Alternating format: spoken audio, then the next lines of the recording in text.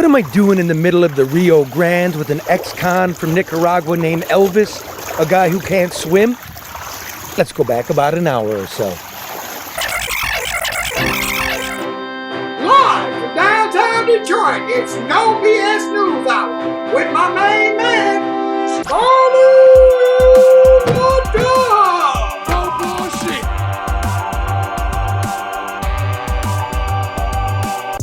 Orale! Oh, jeez. He regresado, amigo. I'm back in the USA. Hola. ¿Cómo está? Oh, show killer, man. You should have studied harder. I know, but just look at me, man. I'm a disaster. You get the COVID. He got the cucaracha. I did. See? That shit ain't over, man. No. Anyway, we're back. We are back. I told you we were going, and we're going to figure out what's going on down there. And we did cross that. We're going to show you how simple it was. The world premiere will be coming. I want to thank you all. Thank you, Karen, for minding the ship and your good stewardship through the Straits of Gibraltar right there.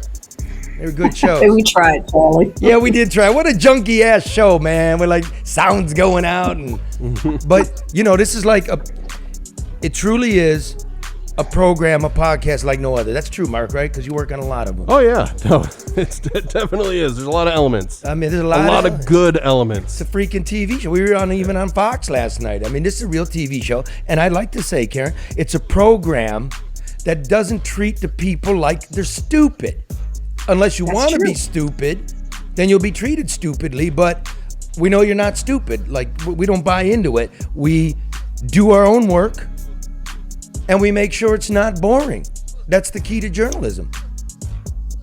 Charlie, you can tell that we don't have a stupid listener or viewership, because of the feedback that we get. People that want to be stupid don't listen. So, well, they must not be on Twitter because there is some dumb ass. What the hell is wrong with people? It's the worst. Politics is not fucking college football.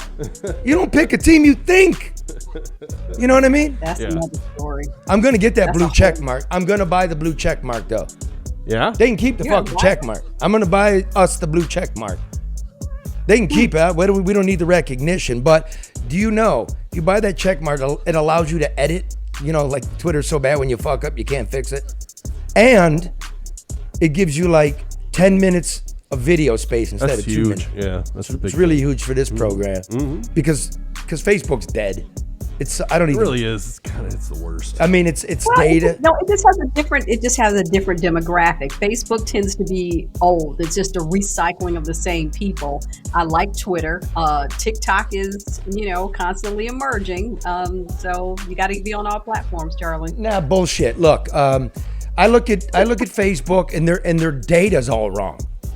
8,000 people could not have watched it if you're telling me you only sent it to 1,000 people. That just doesn't make sense. So something's real bad over there. Plus, you're hearing it in the news. I mean, they're meeting with the FBI. I mean, they're squelching people, and it's not free speech. And they help lend credence to the lie on the left and the lie on the right. They're letting them spread propaganda, and we're here to clear it up. And all of a sudden, we're getting shadow banned. So I don't know anything about Elon Musk. I don't have an opinion on the guy one way or another. But if you're going to loosen it up, right, and allow, oh, by the way, you get that blue check mark. It does. This is for everybody, not just people with really awesome podcasts and stuff and columns in the Detroit News. It will prioritize your feed. It'll put it up there. So if you're really trying to just communicate the idea.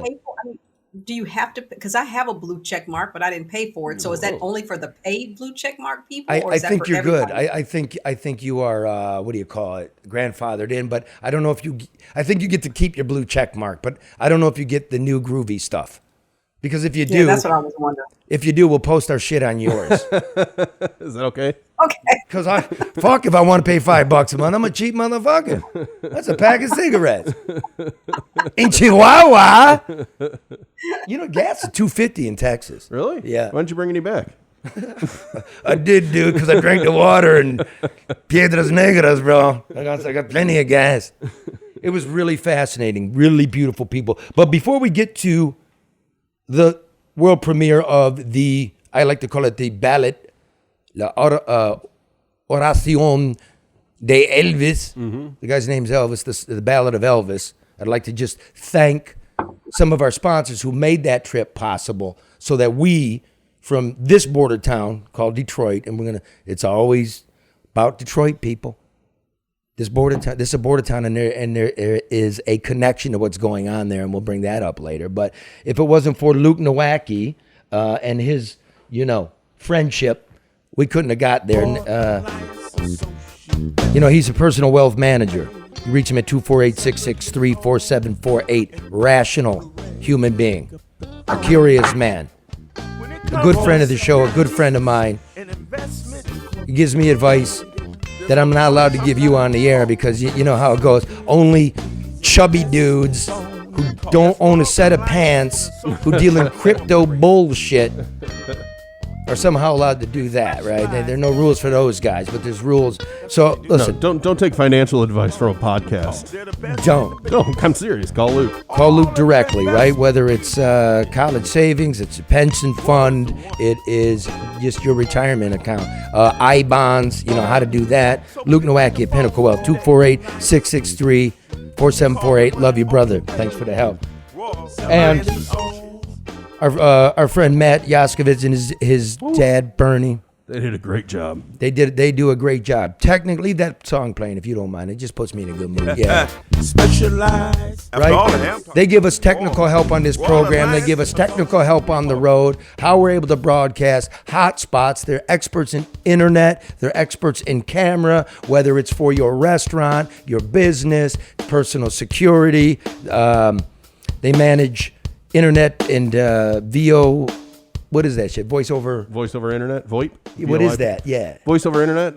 Like making a phone call over the internet. Like we have here, so you can call into the show. They did all that. Yeah. Very great. Bernie picked me up and dropped me off at the airport. He told me all about it. He's a fucking great dude. Great family. Really I love is. these people, and I'm glad to be, associated with them. So, like your security systems, your digital menu boards, you call XG Service Group, 734-245-4100. Are they asking for Matt? They're asking for Matt. Ask for Matt. The son of Bernie, the boy genius. He is. Yeah, Really he is, isn't he? He's He the is boy. really brilliant. And Mark's got COVID, and the boy genius will come in and run the board. Well, I know. LeDuff. I was like, get off your ass, man. Fucking COVID. So I wanted to 2020. I wanted to get out of the house. I did. I'm like, man. Hey, Mark, let me say something to you tonight. Yeah, what? Wipe your fucking nose. This ain't 2020. You're not gonna die of COVID. Oh, I don't think I'm gonna die. I don't like being sick. Sucks. It's the worst, man. All right. And finally, remember something here. I'm gonna bring you ADR. ADR is sponsoring Red, and Red's out on the block because yes. With the wave of people, like this is an epic, ladies and gentlemen, a wave of people from Central America, South America, Africa, Europe, Asia, they're all coming through that border. Red, who lives at the Hotel Normandy, in like the poorest big city in America, they got a group of Venezuelans, I believe, moved into the neighborhood. I'm telling you, man, everything comes through Detroit. It really does. It really does. Red's camera's frozen. I just want you to see where he is right now. He's just frozen with a cigarette in his mouth with a really goofy smile. So No, it's just that cold, bro. okay. So remember, another really good friend of the show, broadcasting on top of the iconic American Coney Island restaurant. Give me some jingle bells here. 'Tis the season, folks. Oh yeah. 'Tis the season. Want a good gift? Want a good gift? Yes, I do. A Coney kit. 12 dogs, proprietary dogs. Tub of chili, proprietary chili. You can't get it anywhere else. 12 yummy buns and a Vidalia onion. And one of those nice hats. One of those paper Coney hats right to your door. Go to AmericanConeyIsland.com. The orders are starting to pour in. We might have to shift the daytime show to Tuesday because we got to pack those babies fresh every Monday. Be right to your door that week. Merry Christmas. Give the best piece of Detroit a dozen American Coney Island dogs. The original. Well said. Or come on down on Christmas vacation at the corner of Lafayette and Michigan Avenue. It's the big red, white, and blue slice of pie. Mm-hmm. You can visit us because Red works here, I work here, Baby Jesus works here, Karen hangs here, Mark Eats Yeah. there. I do eat. He's Good constant. point. I didn't know Thank how to say it, Karen. He like I'm eats. the only one. He eats. And so does El Oso del Norte. El Oso del Norte, my man Byron Goggin. That's Byron. You all know Byron, but let me tell you Byron's background for those of you just tuning in. You remember How Deadliest many Catch? awards did you have? Huh? Go back to that. I'm sorry. How many? I was just introducing Byron.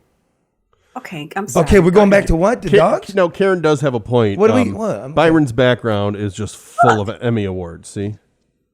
No, now he's turning No, the camera. don't even do that, He's turning the Byron. camera He's away got from it. 400 Emmy Awards behind him. Go very ahead, impressive. Charlie. My apologies. Oh, is that what you're talking about? Is his Emmy Awards? Yes. I got a no ton of them. I got no doubt that the guy. Hey, Byron, did you have to pay for those? You got to pay to enter. That's what I'm saying. $300, right? It's a bit. I love that. But- Look at that shrine to himself. Look at Every one of Look at those is a that. $300 chip off his ego.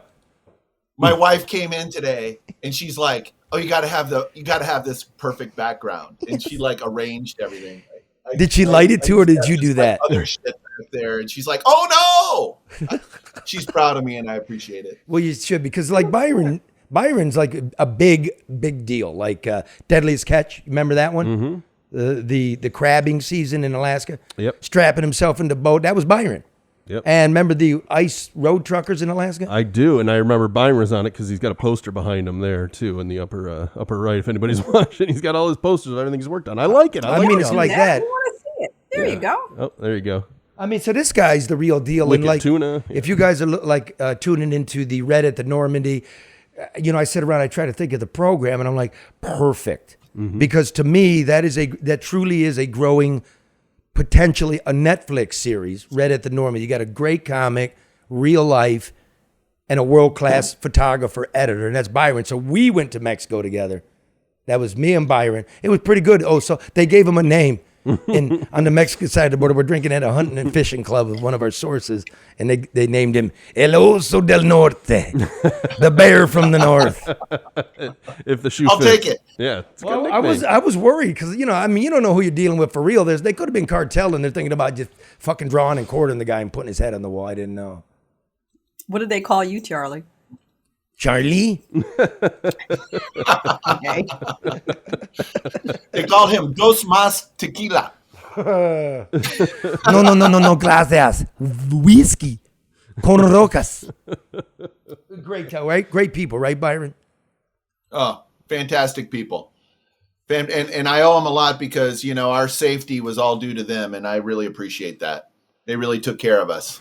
Because like this is what they said. We actually one night we ate and drank with a bunch of tios, a bunch of uncles, guys, but late 60s, goat and lamb, and it was really great. And Don Valdez wants me to give a message about Eagle Pass, Texas, which is we're good people. It is a fine place. It's our home, and we are more than just violence. We're more than violence. And I said, Senor, I'm from a border town too, a violent place, and that's all they talk about, so I understand. And I wanted to make that so. But having said that, it is a sad and ugly situation, Byron, is it not? Yeah, it's really terrible. I knew that we were going to walk into something different down there, and I've been through a lot of experiences in my life, but until I actually got there, I didn't really realize what it was going to be like. Also, there's so many pieces of the story, and so many people tell only certain pieces of it. And the whole intrigue of me going with you, Charlie, and why I love working with you is because you tell the whole story. And I really appreciate that. Like it was great to be there with you and be able to bring, forth some stories that I hope people really like. What did you see, bro, that knocked you sideways? I mean, because you are a big bear from the north. I mean, you're from the UP, so that's a whole different border. What would knock you sideways? Well, in all fairness, it was a lot. It wasn't just one thing. It was a couple things. I was amazed at how many people were coming over the border, and I was amazed at how easy it was to come over the border. And that's why we went there, because the whole idea is it's just one story, right? Like, oh, it's just easy to come over the border. It's flooding. But like, what knocked my socks off is how deep and complicated the issue is. Does that make Yeah. And see the amount of people there, to see them putting people on buses and with locked windows and padlocks, these women who have children, Sucklings. clinging Sucklings. to them and suckling on their tit. Sorry, I mean that's what it is, and you feel sympathy, but then you also know within those people there's probably somebody who, I'm not going to say probably, there may be somebody who snatched somebody's child and is bringing them across to sell them for the sex trade, and if this Border Patrol is unable to identify that, they're going to be successful in it. And it's horrible because it's a nightmare there, right? And it's more than what Cooper will tell you, and it's more than what Tucker will tell you. It's a Nobody whole knows. story. Nobody knows. Nobody does it. I mean, they stand there and they take pictures with drones, but nobody puts their hands on the people. Nobody digs through the garbage. You don't really get to hear how frustrated and angry the Border Patrol is. The National Guard, when you hear the National Guard, they're not there doing anything but shuttling people. So that's no solution. You find out how ineffective and silly the wall is. You see guys in designer jeans. You see hot chicks coming from Havana going to Miami, and they're really cool. And you're smoking a cigarette like, man, we can get along so fabulously. And you see how broke everybody is and sick, the coughing. So you see people. You see all kinds of people. You see the I don't want to say unwashed masses because they just came through the Rio, but that thing's a fucking sewer. Yeah. Old women.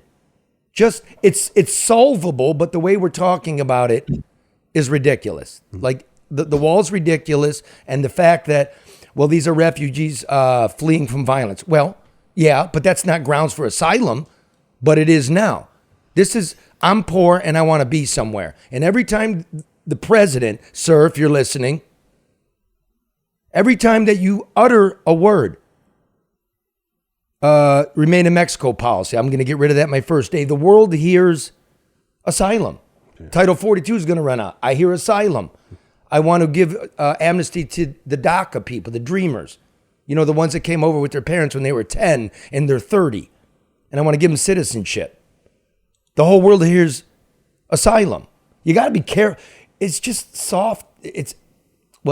Anyway. We went over. We wanted to see how it worked. Byron and I. Byron did not want to lay in the weeds. I'm like, let's hide in the weeds. Like, we're in a real rough part of town. And there's like 1,000 people were like laying around the center of this town, Piedras Negras, Black Rock. And the locals got pissed. I mean, there's thousands in there just waiting to come. About a week, 2 weeks.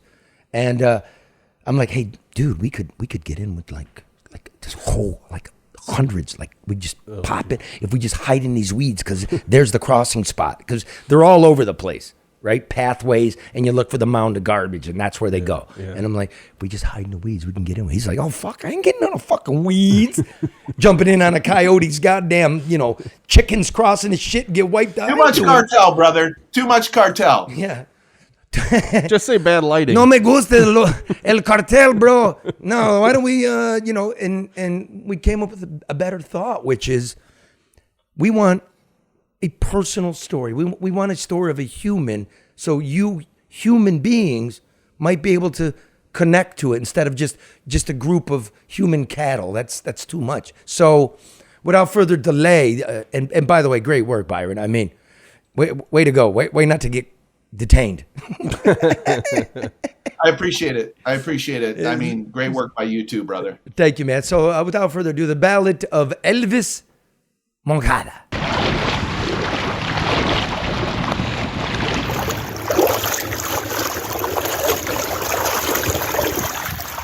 What am I doing in the middle of the Rio Grande with an ex-con from Nicaragua named Elvis, a guy who can't swim? Let's go back about an hour or so.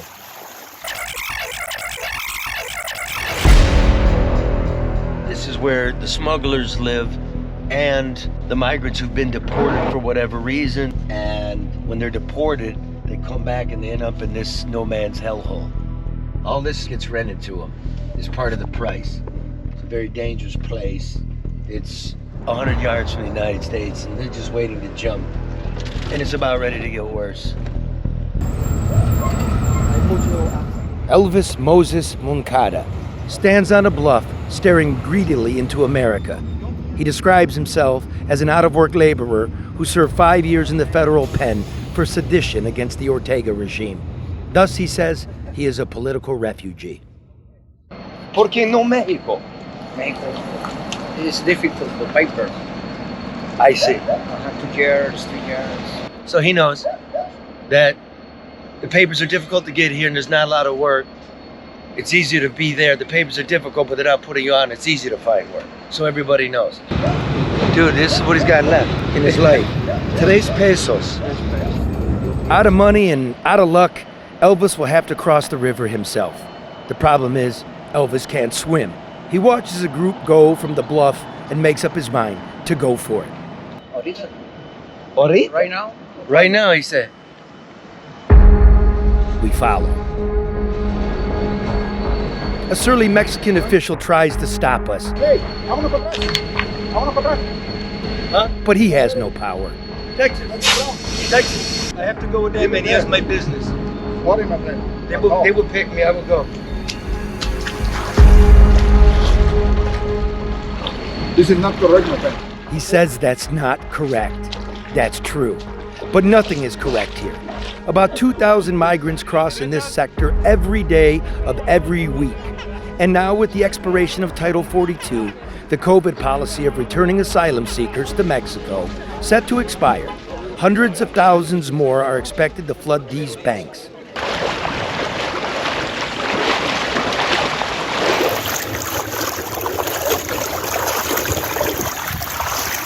Meanwhile, in the gurgling waters of the Rio Grande, Elvis makes his way.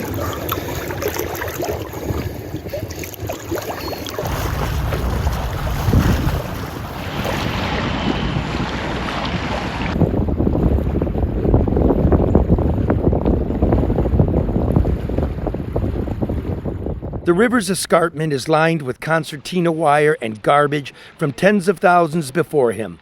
About a quarter mile beyond is a great iron fence, but it's useless. Asylum seekers like Elvis need only touch American soil. Elvis scrambles up the riverbank, steps over the razor wire, and before he can gather his bearings, the Texas National Guard is waiting for him as patiently as an Uber driver to shuttle him to his new life. That's pretty powerful, Charlie. Pretty wild. Preguntas? Questions? My thing is that to be able to see that firsthand adds so much otherwise unspoken context to the images that we see briefly on the news. I mean, here's a person who can't swim risking his life for just the opportunity for a better life. For this great place. For this great place. Understandable. You don't want to be in Mexico. It's too hard to get papers. There's no work. He doesn't have any friends, any family here. The siren of this great place that we're all dogging on and giving up on, and we need not do that. I was looking at comments on Facebook and YouTube while it was rolling, and people mentioned, too, that you were on Tucker last night. I thought he asked some good questions, and I pulled it if you want to play it. Oh, you pulled the interview? I did. Yeah, why not? I thought it was good. You know what's funny, though? It's like, I go on that program. You go on that program, and all of a sudden you got 2,000 more followers. People see, right? It's a big program. Yeah. And then there's some hateful motherfuckers. Of course. Right? Just, always. It's Twitter. But it's interesting that they all fucking watch Tucker and follow his feed. Always, yeah. You know, you can't help it. So, like, there's a lot of hate watchers and hate tweeters, and well, I get it. yeah, Those are cyber gangsters. That's it. They are cyber gangsters. If you ended up with them face to face in the room, they wouldn't open their mouth. They hide behind. I mean, and it's crazy. So just keep it moving, Charlie. Right there, motherfucker. I'm going down there, motherfucker. I'm crossing. But I tell you what, man. Like I said on Tucker, I crossed 20 years ago with the Sinaloa cartel. Yeah. And 20 years ago, you walked 3 nights in the desert. You know why? Because you didn't want to be caught. Did not want to be caught. And now the whole point is to be caught, to get picked up, get processed quickly, and be in. Yeah. And again, that fence will not work. I think I probably said that, Tucker. If you got to go ahead and roll it, fuck it. Save me some So breath. you have to kind of wonder, why has no one done what Charlie LeDuff just did? Why haven't we seen this before? Charlie LeDuff has spent 30 years in journalism. He's at the New York Times for a long time. He's now And Byron. the BS News Hour. Hello, so del norte. He joins us tonight. Charlie, thanks for coming on. Thank you for doing this. Why? I haven't seen anyone do this before. Why do you think that is? I don't know, man. That's why I went down there. You know what I mean? The way I look at the coverage, it's the eggheads and the meatheads, and we got no idea really what it's like or what the answer might be. You know what I mean? What was your assessment of it? It's a damn mess, and let's like on the left. They're saying, you know, war torn. These are asylum seekers. They're just broke people looking for a better life. That's the truth. On the other hand, on the right, build the wall. That's dumb. Listen to me, people. I don't know where Tucker's going to post it, but go find that whole story. Because if you touch American soil, you get asylum. So when the wall is 20 feet away or a quarter mile in, it doesn't matter. It won't stop anything.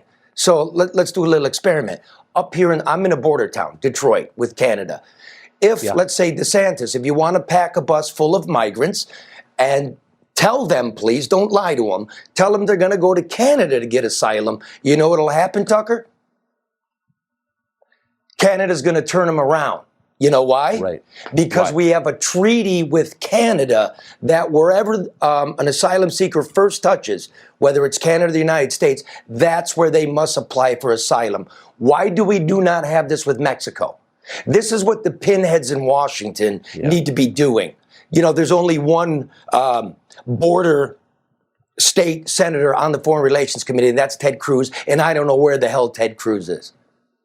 So you make a really smart point, because my understanding, according to the DHS numbers, almost everybody coming across is not from Mexico. Everyone from Oaxaca wants to be in the U.S. is already here. These are people coming from Central America or Africa or the Middle East. Was that your experience? 100%. There's Russians, Romanians, Ukrainians, Peruvians, Haitians, people from Niger, Ghana, you name it, they're coming. So here's what's happening. When Trump was in office, he negotiated the Remain in Mexico policy, as the president's allowed to do. You're seeking asylum, you must remain in Mexico and wait for your court date. Biden's first day in office, he said he's suspending it. You know what they hear around the world? Amnesty. When Title 42 is going to go down in 2 weeks, there's going to be a bum rush. Because you know what? They're lining up in Mexico. You know what they hear? Amnesty. When you're talking about DACA people, which I don't have a problem with. You grew up here, you're an American. But when he says amnesty, the whole world just floods in, dude. This is 14-year-old girls. I found an immigration, a vaccination card. She got a birth control implant in her arm a month ago, a 14-year-old. Why? Because she's afraid to be raped and get pregnant. There's a better way to control the movement of people than a damn bum rush. I came in to Mexico 20 years ago with the Sinaloa cartel. We went 3 nights through the desert because we did not want to be apprehended. It's completely flipped around, and everybody wants to be apprehended because they're getting papers and they're going in. And I would do it too. A lot of good people, a lot of hungry people, but the government must manage the flow of human beings in a way that's acceptable to we, the people, and they're not doing a damn thing. It's amazing. Bill Mugen's the only other person who's done any reporting like this, and I'm grateful that you have. Charlie LeDuff, thank you. Thanks, man. Post that thing somewhere, will you? Sure we will. Did you follow up? Did he post it? I have no fucking idea. I hope he posted it. Bill Mugen, Yeah. the guy with the hair, and he never did I haven't anything seen like anything. that. Yeah, give me a break. He's the drone guy. Oh, good for him. I do have a follow-up question. What's that, Karen? No, go ahead. I'm listening. Go ahead. And this is maybe a minor thing, but when you cross the water, how dangerous is that part? Because it looked like the currents are pretty deep, and that water looks gross. And I mean, I don't know. Do you know what the terrain is like when you just go in? Of course not, right? Let's ask El Oso. You still there, Oso? I'm here. Go ahead. Let's ask him. You know, it's So as we're standing on the bank, we're watching other people, right, who are crossing. And so you kind of get an idea of the trail that they're going. Probably the most dangerous part of it was the current, right? I mean, I'm a big bear, like the name. Big cuddly bear. Maybe, my breast area, but like to Charlie and Elvis, like it was deeper. And to a woman, even worse. In many cases, they're carrying an infant. And one of the border crossing or one of the border patrol people was telling us a story that happened just a short time before. A woman was trying to cross, and the baby slipped from her arms and was swept down the river and drowned. And so, if you're a strong male, maybe you might not worry about it so much. But like, but you do. You travel 30 days across Mexico and you're a woman and you're tired or whatever. I'm just being honest about it. Like, But let me jump in there. But you do worry about it, because if you know anything about a river, it's mucky. There could be a sinkhole. There could be a drop off, right? If you can't, you can see that guy was scared as shit. You can see him stumbling, like so badly, like he was going to make himself fall. So, talking to that group of 350, 400 people, I'm like, how'd you cross? Well, the coyote will bring you up to the river, but he won't walk you across. So when you're walking across, you don't know what's going on. And one dude from Havana told me he went under because he went in a spot he didn't know, right? Yeah. Others did not, but that's why in these large groups, like usually a man, by their telling, will go first. The guy that could swim, because he gotta be the guide. Wow. So it's just a leap of faith.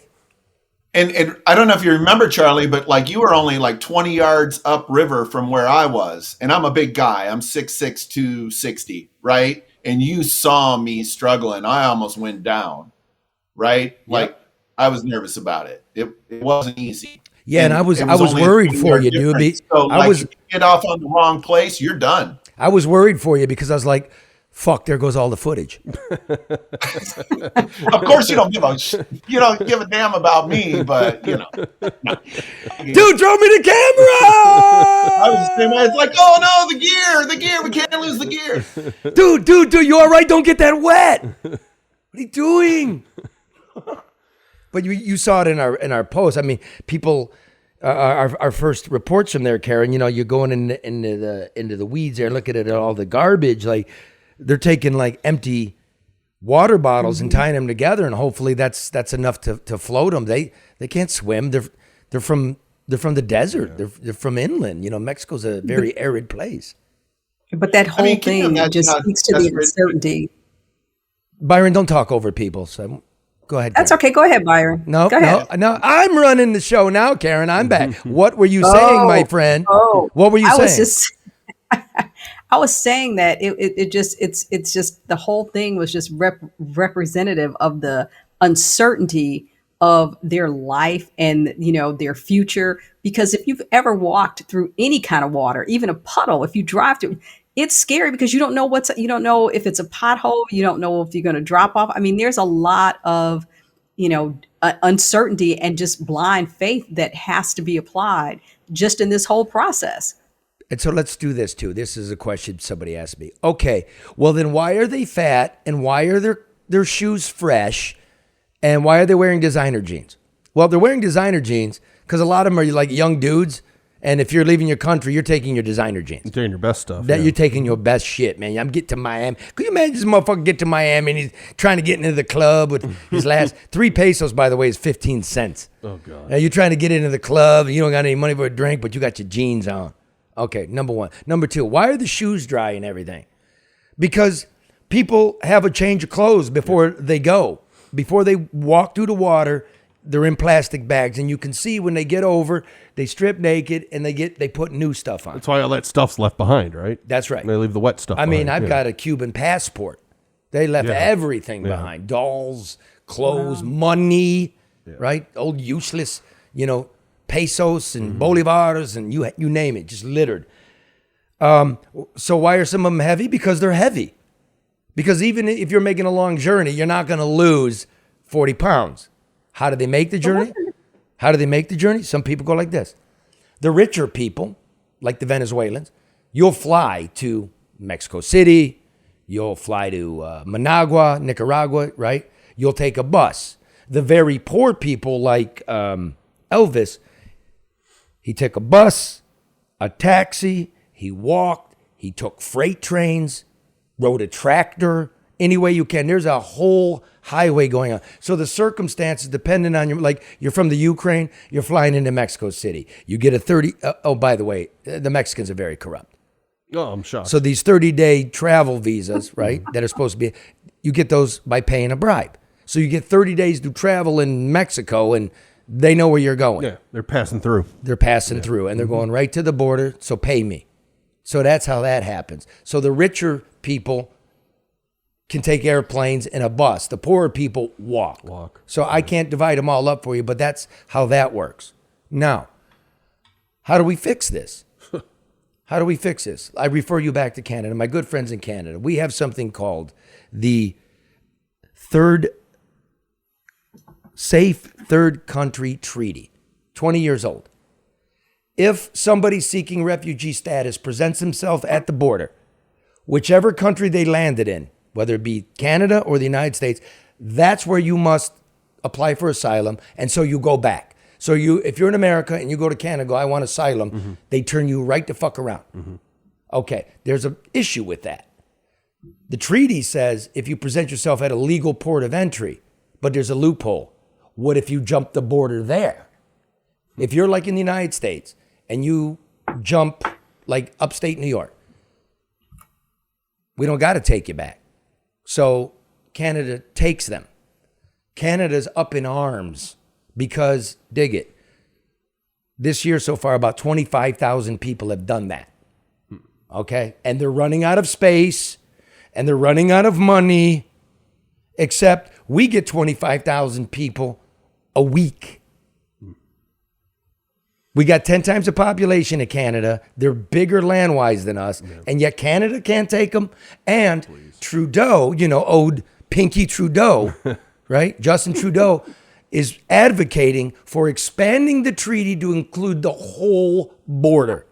Justin don't want them either. So don't talk to us here about hating, because I don't hate. We got room, but I want it orderly. I don't want kids raped, and I don't want us making the cartels powerful and more rich. So why don't we have a treaty with Mexico? What's Mexico doing with Guatemala?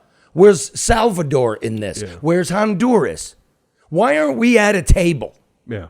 This is the solution. So it takes a will. But you will not get this from our senators in Michigan. You will not get this from the president. You won't get this from the Republicans. Nobody's actually doing the real work. Something is possible. If we have NAFTA, then we could have tied this into it, but we didn't. I'm just against the exploitation of human beings, and I'm against the bum rush. Yeah. I'm in no way against an immigrant of our choosing, and of course, asylum's a whole nother thing, but what are the parameters of that? This is fucking ridiculous. And Byron will tell you, it's sad.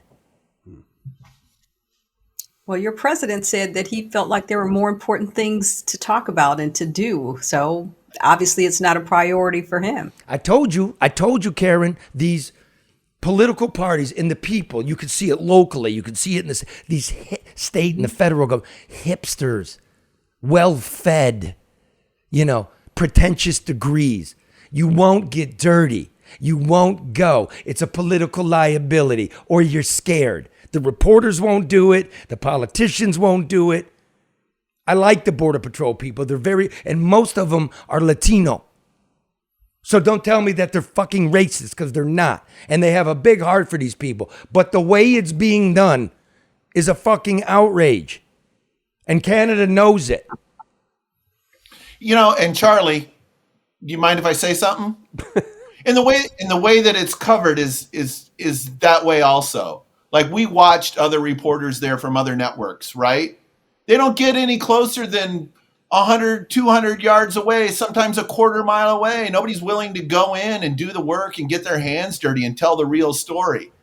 And if they do tell a story, it's just a little section of the story. It's not the whole story. And yeah, that's all I got to say. And you want to know how the dope comes in? Here, let me hip you to this. Without question, without doubt, every single time when you see a big group of people, right? This is done on purpose by the cartels.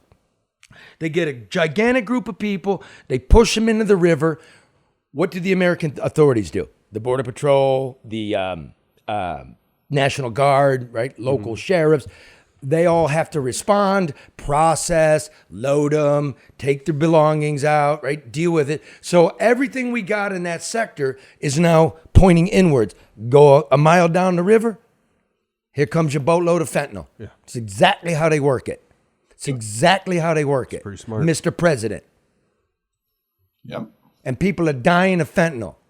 Now, I don't even want to say it. I don't have permission from my family. But, you know, when people die of fentanyl, they don't know they're getting fentanyl. Yeah. They put that shit in weed. They put it in what you think is cocaine. Heroin. They put it in what you think is heroin, meth, anything recreational, any kind of, because they're giving you bunk. They press it into tablets. They're giving you bunk. Yeah, the fake oxy. Yeah. They're giving you bunk, selling it to you. It gets you high. Hopefully you don't die, but it's not what you think it is. I plead with you.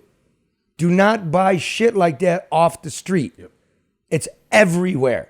This is another consequence. This is the cartels. Here's another thing.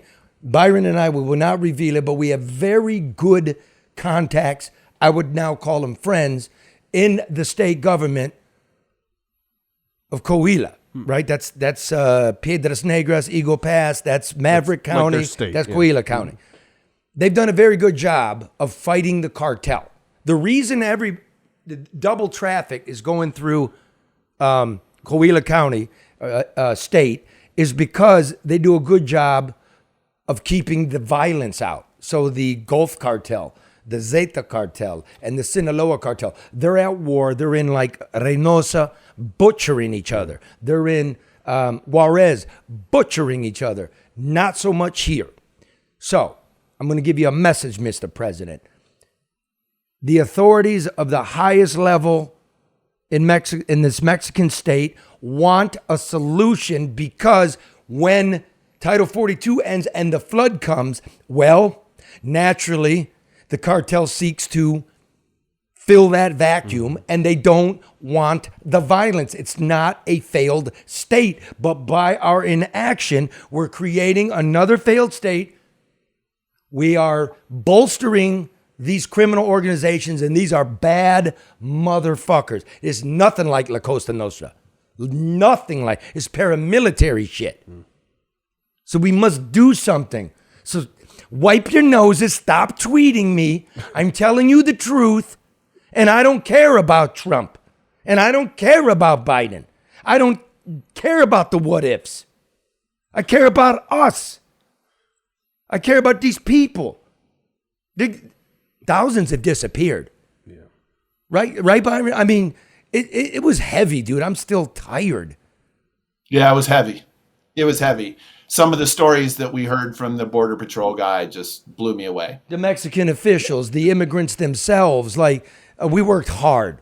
We didn't just sit there and set up a live shot. We worked into the night. The hardest work, Charlie, was listening to those stories. The hardest work for you was hardest work for me was listening to those stories and have to translate to you. Right? Yeah, I don't know any. Because I'm like, man, I speak like a dog, but this dog can bark, and I'm like, I'm not quite sure what he said. Hold on a second, we're gonna work it through this app, and it was just like torturous. And then Byron's like, what? I'm like, Charlie, he said we're gonna die, motherfucker. That's what he said. Did you see Cabrera while you were down there? Cabrera? Yes. Karen. I know I mispronounced his name. Didn't we? Did you not watch the show that you hosted? Did you not watch the show you hosted? I did watch it. I wanted you to talk about it. That's why I'm bringing it back up, because I want to tie it into everything else. Well, wait. Go with the flow. No, that's you're doing a Fox 2 toss. She did it really well, though. I'll give her that. Hey, did you run into It was a good Cabrera? toss. It was a good toss, Karen. I'm not even going to answer that because that was like a little BS. We're no BS. So you, No, it wasn't. what do you? No, what- it wasn't. Oh yeah, you're like, hey No. man, did you see Cabrera? I'm like, yeah, I was on the show you hosted. You know, I saw Cabrera. I saw the show. You didn't see the show. I saw the show. You were there. I wanted to just bring some of what happened into the conversation as it aligns to the human interest side of the stories. I mean, because he's down there, we've talked to him before, and he's part of the Border Patrol. That's all. Well, now, what do you want to know? Yeah, he was there for sure. He was speaking in his capacity as the vice president of the Border Patrol Union because, again, the government's not allowing anybody to talk. They're telling us to turn off our cameras, what we don't have to do, right? But we're going to do it anyway. What's the status of their funding? They tell us to stay 60 feet away from the people. You can't touch them or shake their hand. We're going to do it anyway, but we're not going to be disrespectful. And because of Cabrera, well, goddamn, I get asked a question. Let me finish my thought. If you're with Cabrera, you get some respect. Chris Cabrera is a respected man on the border. yeah. He's a fucking man on the border. Chris Cabrera is a man, the man. I mean, that's a dude. Now, I hope he doesn't fuck up in his life and somebody dredges up that. I can't vouch. I mean, but he's respected. As of right now, yeah. You got the name Cabrera on your lips. You're respected. The guy has put his life into this. By the way, Chris Cabrera. You understand what I'm saying? There's not a hate bone in the man's body. But the man's trying to do a job. He's the reason, Charlie, that I was almost able to crawl in the car in the paddy wagon, so to speak, with the people and get shots from in the bus, right? I mean, he made it happen. Everybody else is 200 yards away. He sends his best, Karen, and he really does. I mean, because he really, likes you. He, first time he came on the show and you guys were having a talk, he was just like, I mean, he knows quality people, Well, but you could see that in the piece that did air on last week's show, Charlie. But I did want to bring now that you into admit it. Just Poor kidding. Karen. Go ahead, you're saying him. No, I'm just saying that was, his passion, his commitment, and even the respect that he carries on the border was evident in that piece. But I thought it had some relevance in today's conversation. That's all. But, I mean, he resents being an Uber driver. Yeah. He resents Can being an understand Uber that. driver, and that's what's going on. And again, if we have a treaty, I don't care where you see life. That's cool. Like, God didn't say I'm right. You know what I mean? I'm living here with you. I respect all of you out there. If you believe we have room and more people should come, then there should be a mechanism.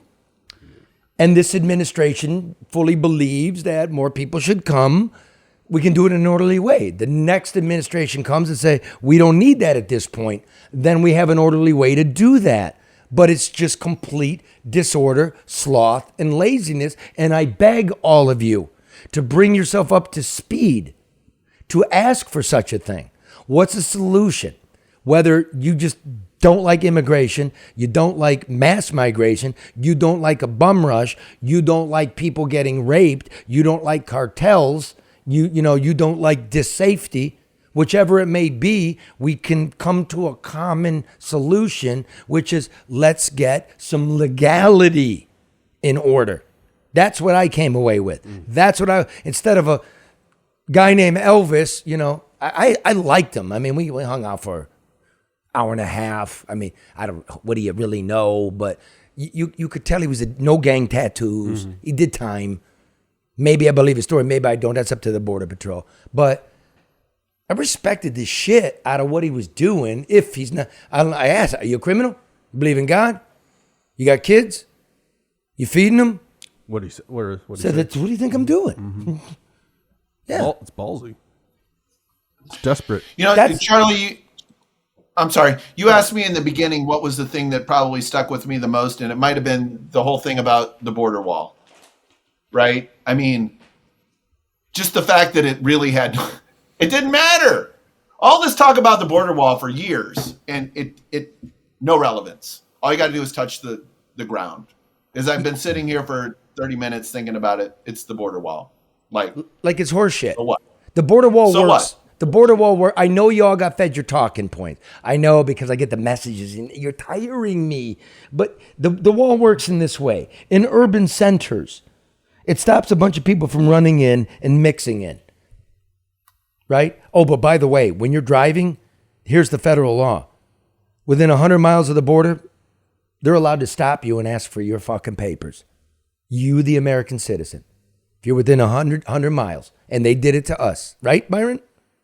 Yep. Okay. Yep, 100%. So the walls in the urban areas make sense because at least it's a stop, boom, spotlight on you, psst, get out there, ding, ding, ding. It stops you from driving in weapons or driving out weapons. It stops you from bringing in shitloads of fentanyl in the urban area. So it drives people out of the urban area where we can see you. Works in that way. That's what that's for. Hear that clearly. Rewind the tape and listen to what I just told you. Because I've spent months, a year on the border in my life and career. Here's what it does not do. It does not stop an asylum seeker.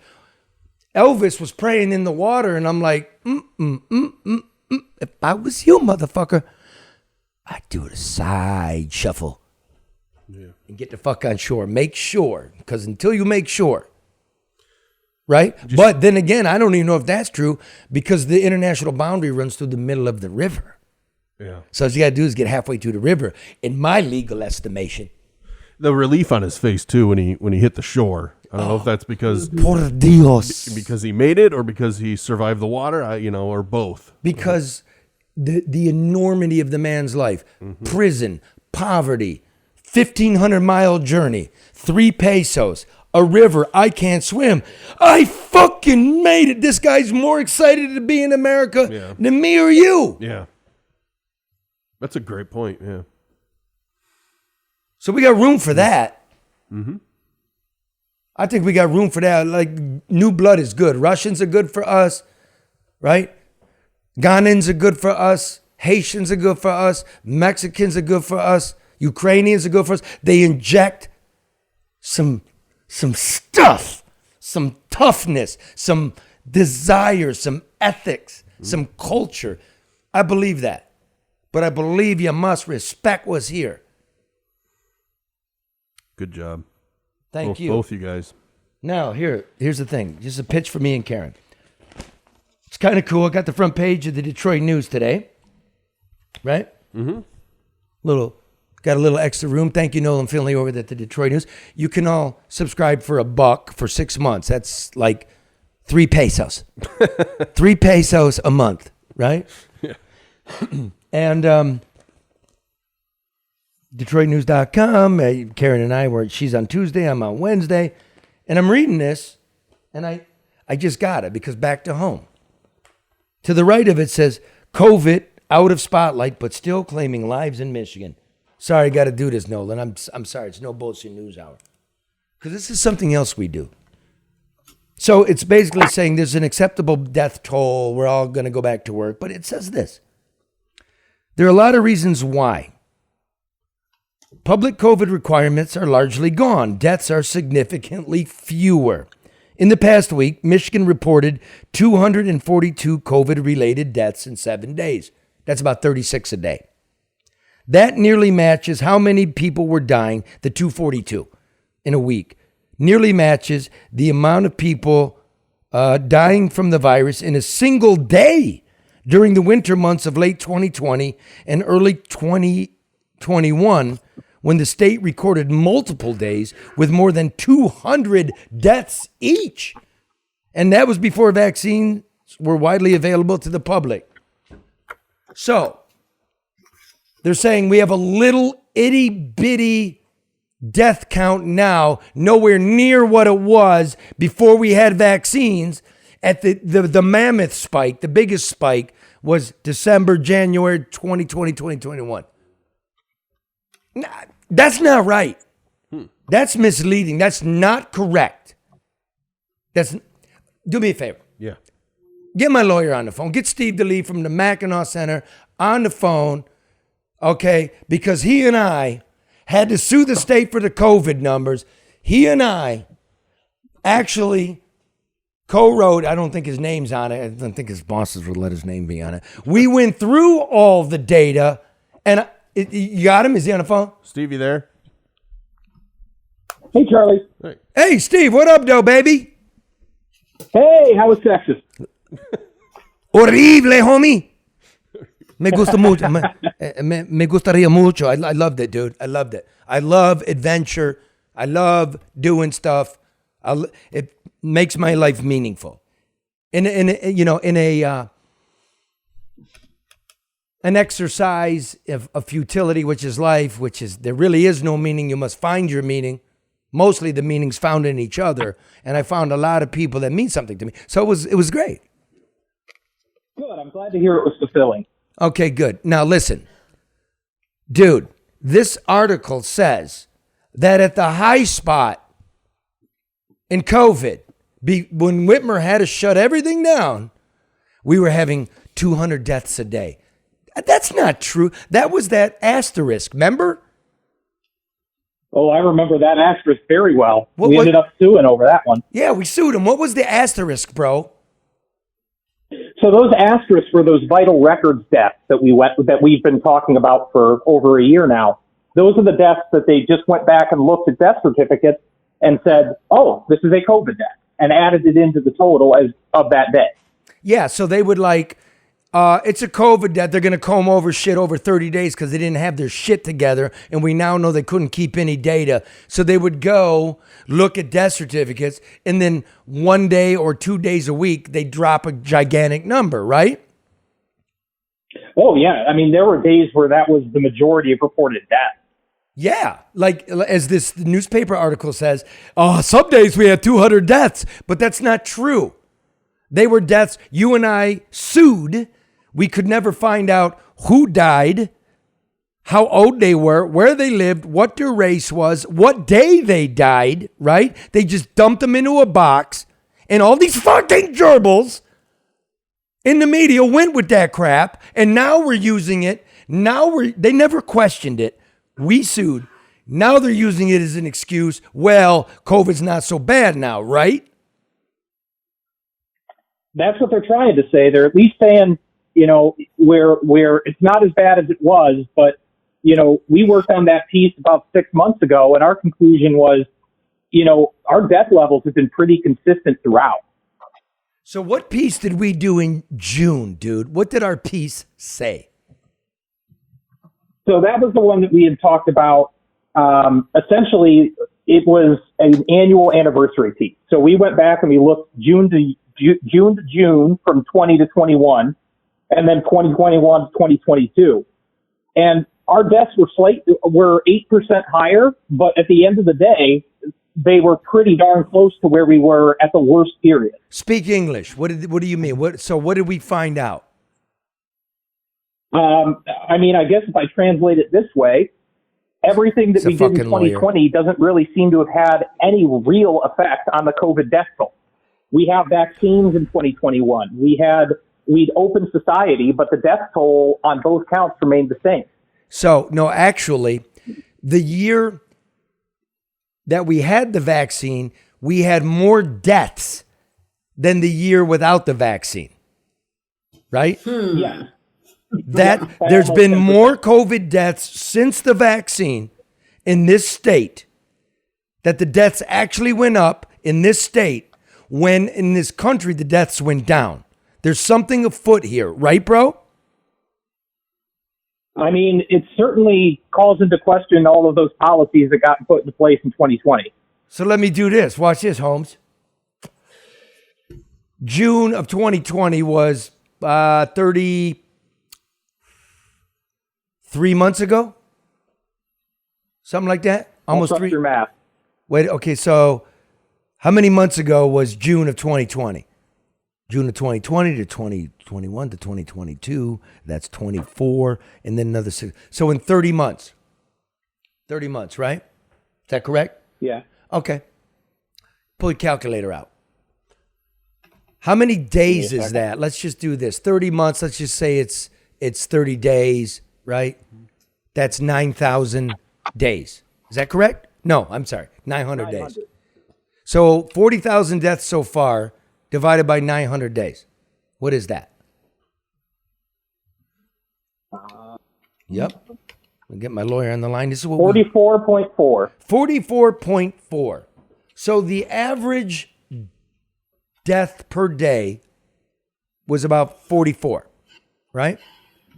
And what did we average last week? 36. 36. So to tell me that it's over, no, what this is, and I'm not accusing the writer of anything, but you are massaging what happened here. What we're talking about, COVID it's the same as it was in June of 2020 when the deaths actually went down. We just averaged in everything. When you stretch the band out, it's 44 a day. We got 36 a day. It's the fucking same. So what this really says to me, whatever this douchebag on Twitter is, the one that keeps accusing me of hunting Governor Whitmer. And you fell short, you hack. I'm a fucking reporter. I don't care about you, you dope. And yeah, I muted you, you dope. Because I like to listen to smart people that disagree with me, but not dopes. So here's the deal. No, we shut it down. The mistakes were made. Other states did not shut it down. And we got the same death count. We got the same death count. We got a higher death count than everybody. Why? You may not rewrite history. The death count is not less, Madam Writer. In the very same newspaper that we work, I wrote that with Steve. Steve, how many databases did we go through? Oh, that project took a better part of a week. I mean, we were in the state's data, the New York Times data. Heck, we went to other states' data to cross-check how it looked across the Midwest. I mean, that was a big project. It was, because we didn't want to get a thing wrong for 800 measly words, right? Oh, no. The number of times we went back and forth on phrasing and numbers, no, we had that one tightened up. And why did we want that tightened up, bro? One is our reputation, but the other was we want to tell the truth to the public, right? Yeah, I mean, look, if we're going to say that this is the data, we need to be right. Because if we're wrong, it doesn't help anybody. But if we're right, we can at least bring light to something that people can use to evaluate policies and what's actually going on. I mean, the truth matters to people. The truth matters. Write that down, man. The truth matters. La verdad es importante. El último. The truth matters. We fucked ourselves up. And when, I'm sorry, whatever your name is, Brace or Bryce or Brit or Bonehead or whatever, dude, information is good for you. I'm not hunting anybody. I don't deny any elections. I don't hate any people. I hate rapists. And people that sell junk to people and kills them. I don't like them. And pedophiles. And pedophiles. Fucking hate pedophiles. Hate them. Ain't nothing cool about it. You'll never find any, what is that? They got a new word for that. What is that? New word for what? Pedophiles? Pedophiles. I'm not up on my new pedophile lexicon. I know, man. I'm not into it. So that's what Steve and I do. He's a good man. He's not a partisan. Are you, Steve?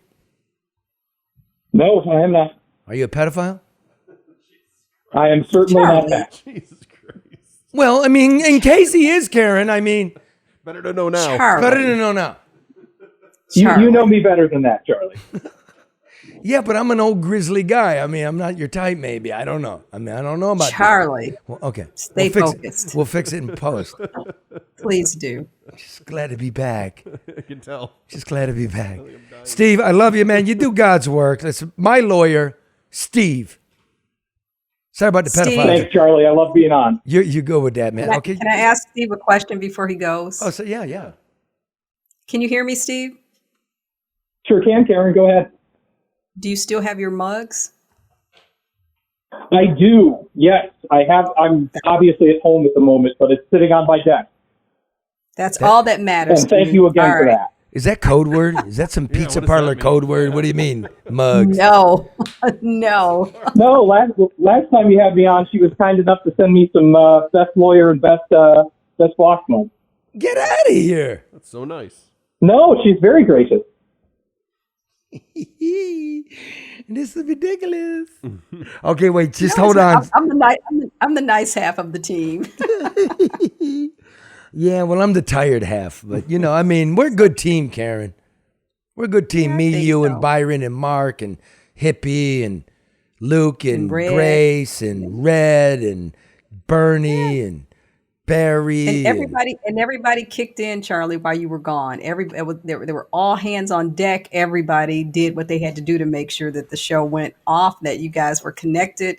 I mean, so it's good to be when everybody has, a common goal. It makes all the difference in the world. And what is that goal, my friend? That goal is to make sure that we bring factual, topical information to the people who carve out time in their day to listen and watch us. Well said. Now, we're running late, but I believe Red has got frozen balls out there on Woodward. Red, you out there, bro? Yeah, I'm still out here. Down to his last cigarette. Red's out there at the Normandy. I encourage you all, if you're listening to this, go to our Facebook, go to Twitter, go to YouTube, and check out all the visuals, because this is a good-looking shot. Red's got a report from Midtown Detroit. He's staying at the Flop House Normandy. I say that with all respect. You know that people, whoever owns the Normandy, Flop House is a good place. People need to flop. Red's there. I've been flopping for a minute now. So, Red, unbelievably, in that neighborhood there, that $120 a month a week hotel, $139. $130. They raised the price? Yes. Inflation has hit the Normandy. I'll report that later. Are you getting any kind of government assistance, man? Not a fucking dime. Maybe you should go to Canada. I can't even get food stamps. Maybe. Why? They gonna deport me back here? They don't want us. No, just tell them, go to the port of entry. Tell them you're a refugee. There's too much violence. That your sexual orientation makes you a target. And Charlie. Oh my God. I'm just telling him how to get in. This is what you got to say stuff to get in. He's trying to get out. Got to get your story straight. They don't take men in Canada? I don't know, Canada, if you're online, go ahead and type in any men in Canada. We're asking you to go ahead and answer that one. I will not answer. You said sexual orientation. I'm a man. I'm just saying. Anyway, man, stay focused here. We'll fix that in post. All right, so what do you got for us out there in this cold, cold night? Oh, wait, Well, it's not cold. It's not cold. That's not steam vapors. That's your cigarette. Oh, no, it's cold. I'm just making it look like it's warm. I'm freezing my nuts off, actually. But since you went down to the southern border and to check out a border town with the immigration wave, I decided here from a tip that was given to me to check out some immigration things here. And wait, you got a tip. Where'd you get that tip? I don't divulge my resources. Go ahead. No, go ahead. I'll give you permission. You give me? Oh, it was you. Since okay, great. Yeah, there you go.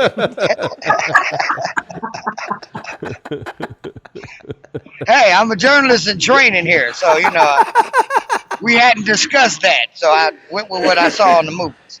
You failed. You divulged me. No, but go ahead, brother.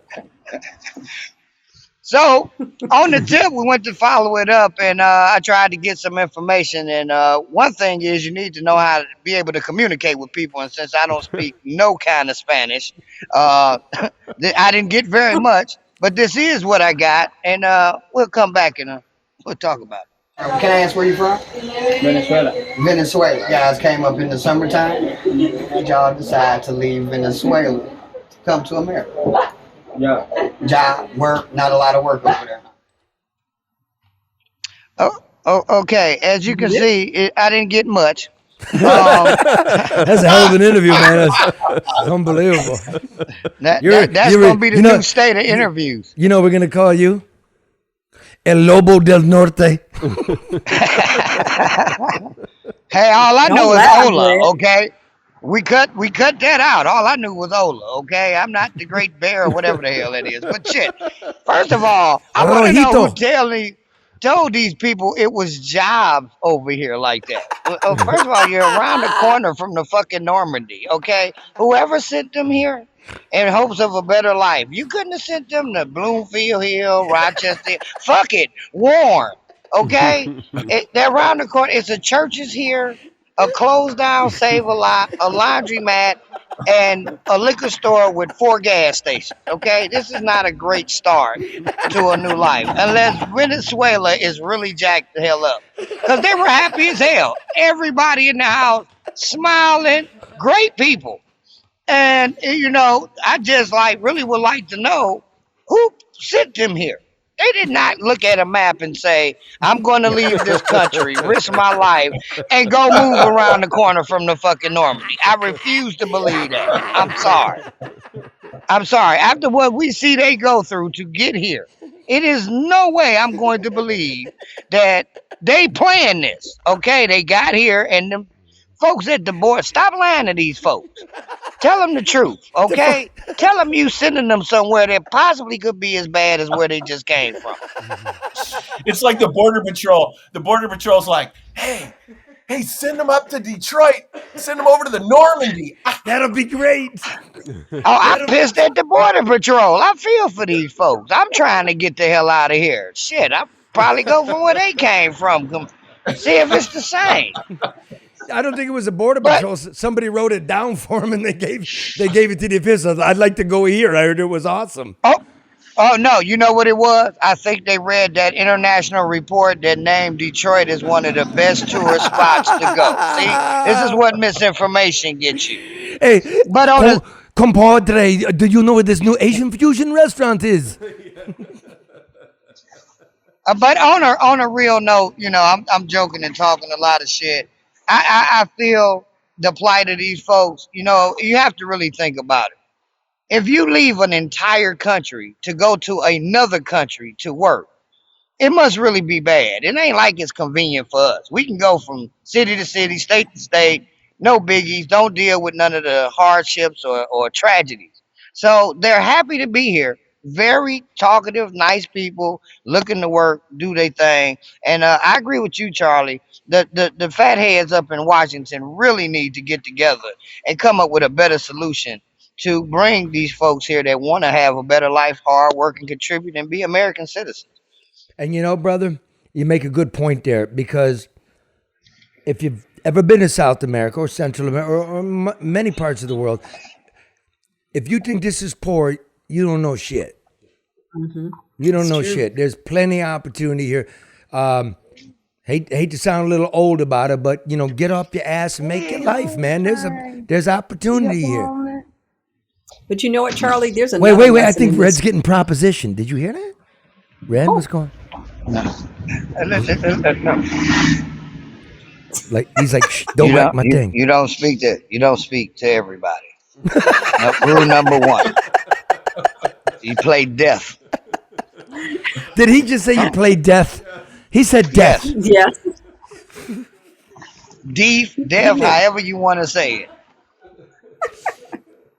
Perdón, señora. Yo soy muerto. I'm dead.